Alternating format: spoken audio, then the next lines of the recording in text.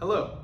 Today we're going to be talking about the Rachford-Rice equation and specifically its application in the flash drum vapor and liquid separation.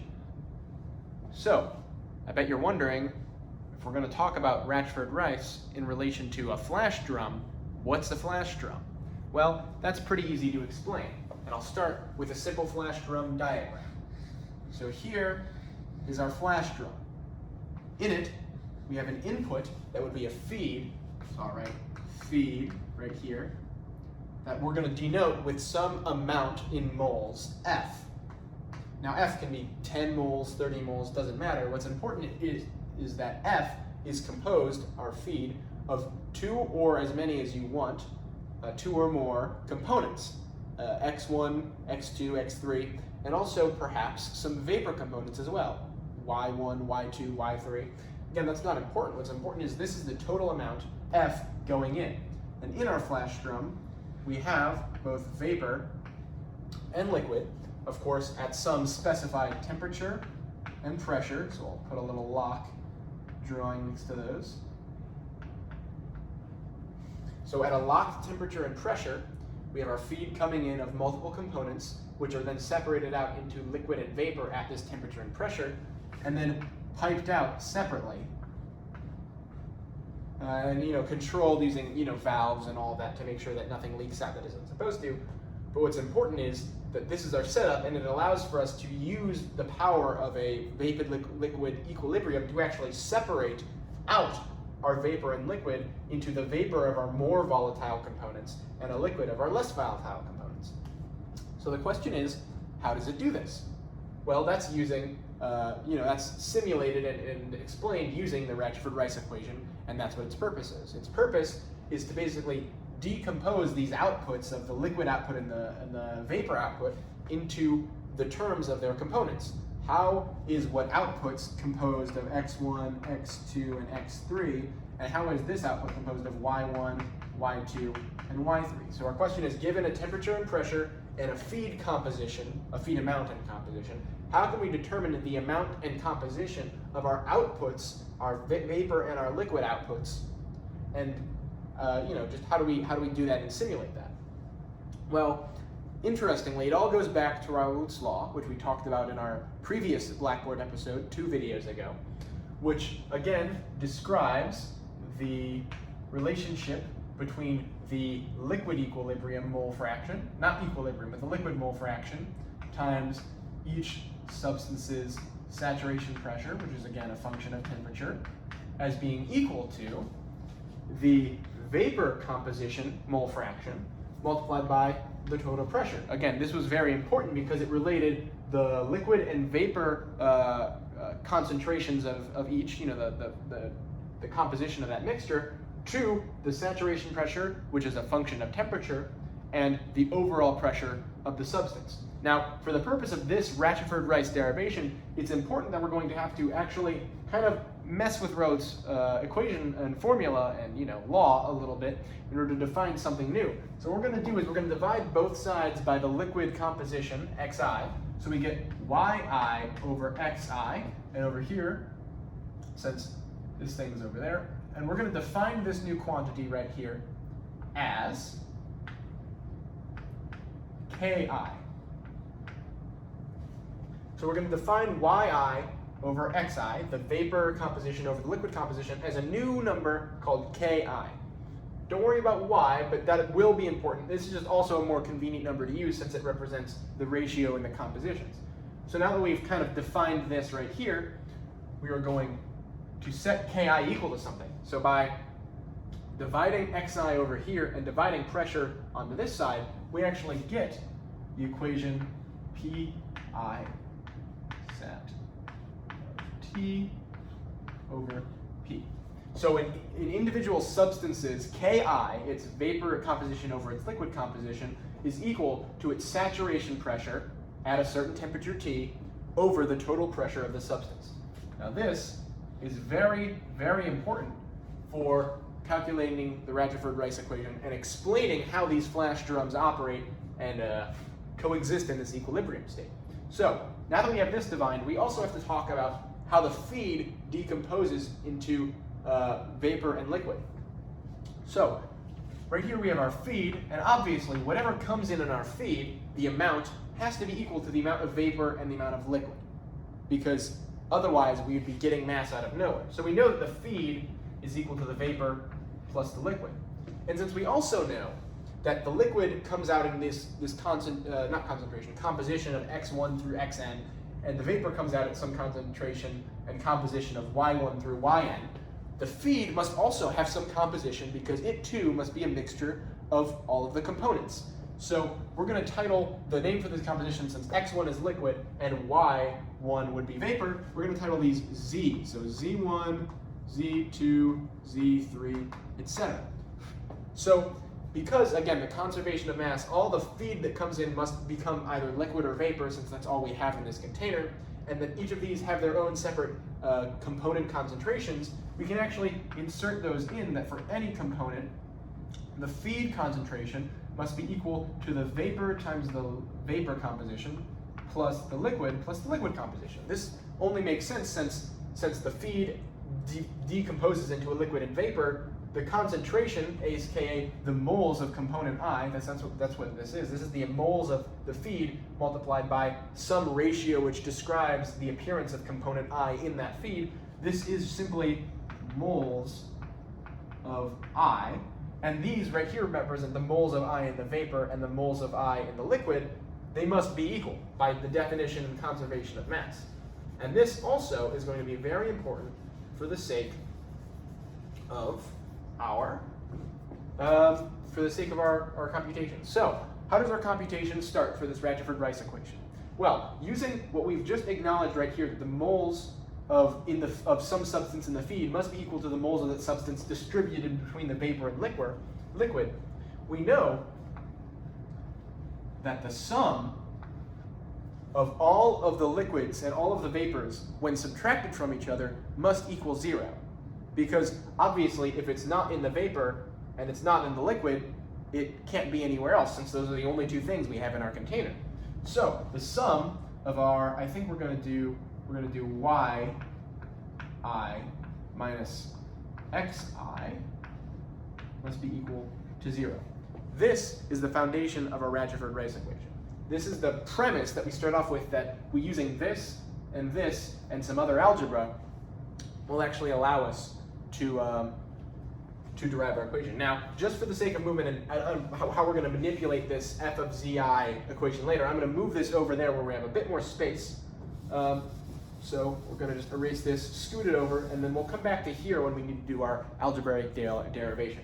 So we start off with the sum from n is equal to 1 to n of yi minus xi is equal to 0. Again, all of our component saturations must equal to 1, so if we subtract them, they must be equal to 0. Because again, if it's not in the vapor and it's not in the liquid, it must be somewhere. It couldn't be anywhere else, since it's not in the vapor and it's not in the liquid. So, using this, we're now going to redefine one of these relative to our xi and yi, since we defined that as ki. And we're going to rewrite this as yi is simply just ki over times xi. So we have ki xi is equal to, minus xi is equal to 0. Obviously the summation is still there. Then again, now that we have xi in both of these, we can actually factor that out. So we have, do we want to leave it in the sum or outside the sum? I'll leave it in the sum for now. So again, the sum of xi times ki, xi divided by xi is 1, is equal to 0. So we've kind of manipulated this by using our definition of xi and manipulated them, so we pulled xi out. So ki minus 1, and again, ki, since the definition of ki is y over xi, and using Raoult's law, we know that that's true. We can just imagine that the ki is all of our dependence on the pressure and temperature that we locked earlier. Because the definition of ki, despite being, besides being yi over xi, the ratio of the mole components of vapor over liquid, it's also equal to the saturation pressure of each substance at a certain temperature divided by the pressure. So this ki, this single term, contains all of our dependence on temperature and pressure. With that, it's taken care of. We don't have to worry about it anymore. All we have to worry about now is the liquid composition of each substance coming out right here at the bottom. Now, the problem is, we know this because we know the temperature and pressure, and that's how that's defined, but we don't know the liquid composition that comes out of this flash drum.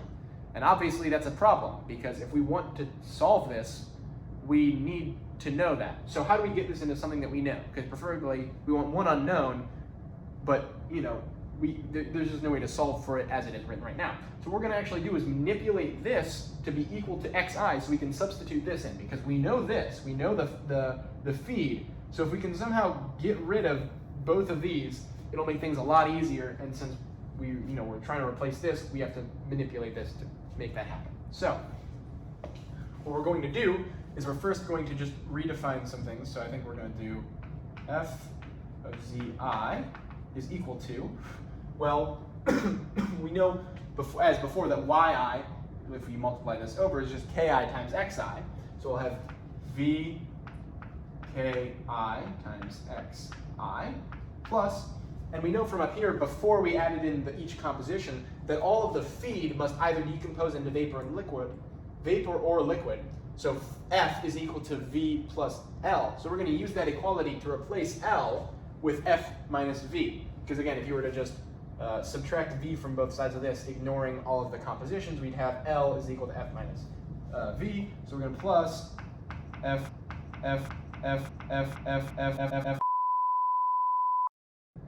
Apologies for that interruption. I'm very disappointed as the end of that video, the last about 5-10 minutes that just got cut off by my phone being full on video storage, got cut off. It was a wonderful take. So instead you're gonna have me after that and being very frustrated, continuing where that video cuts off. So as I was saying before, the feed must decompose into both vapor and liquid. And so in this equation, we can replace L with F minus V times xi right there. Because again, the feed must decompose into either vapor or liquid, and so liquid is simply all of the feed that is not vapor. So continuing this derivation on one knee, we can then factor out an xi. So we're going to do that really quickly because I do not want my camera to run out of storage again. Xi times V ki plus F minus V. And so what we can do here is we can factor, we can take this V times ki, subtract it from V minus 1, and then that'll work a little nicely. So we'll have F zi is equal to xi parentheses V times ki minus 1 plus F.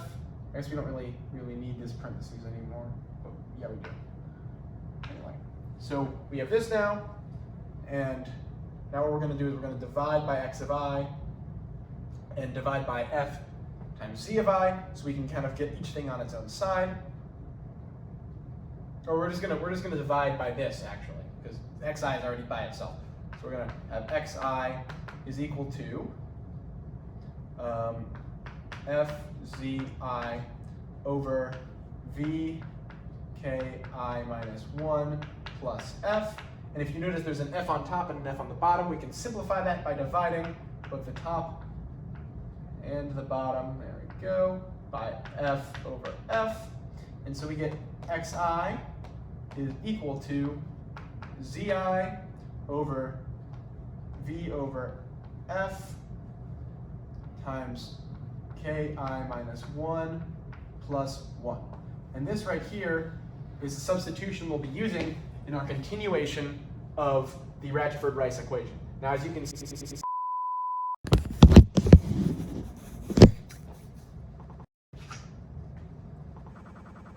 hello again. After another 3 hours of fighting off technical difficulties, hopefully I'll be able to record long enough to finish this 3 minutes for the end of this derivation. Now, from where we left off last time, we found the liquid composition of each component in that liquid output of our flash drum. And we've used that because we don't know what those actually are. We've interpreted those into the form of Zi, which is again the feed composition of each component, divided by the vapor output of our flash drum divided by the feed input of the flash drum, which we know the feed input, we don't know the vapor output. And that's multiplied by Ki, which is again a representation of temperature over pressure in the form of saturation pressure over total pressure, plus 1. So when we plug that in up here to where we were going for our actual Rachford-Rice equation derivation, we have the sum of Zi times Ki minus 1 over V over F times Ki minus 1 plus 1 is equal to 0. And since we notice there's a Ki on top and bottom, we'll just divide that fraction by both. So we end with a final answer of the sum of n equals 1 to capital N, which denotes the number of components we have in our mixture, of Zi over V over F plus 1 over Ki minus 1 equal to 0. And this is going to be our final answer. And as you notice right here, Zi and Ki are both component dependent, which is the purpose of this summation. However, V divided by F is not. This is also known as the vapor fraction and is actually entirely controlled by the feed input and the vapor output, which again is not component dependent.